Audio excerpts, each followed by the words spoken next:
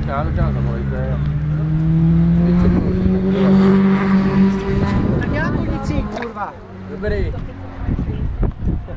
Jste ho předali? Jedyše, ten už je. Byli jste si nechali nakecat něco od Leitnera, vy jste jako... Ale tak teďka máme aspoň je vyšetřenej, tak dobře.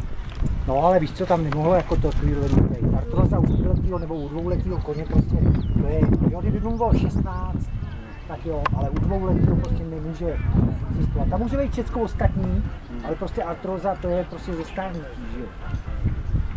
To není, a rozhodně to nepozná kola. To prostě, Ale oni ještě říkali, že málo řízení, jako se to jde dostihá. no jo, to má mnohý řízení, protože boule jak tam máš, jo, samozřejmě šlape úplně jinak, než ty zdraví koně, že jo, to je jako... Stále se, že měl spácený kotěbila. Ale to zase já nejsem takový jako idiot, že se známe, tak takový řekl.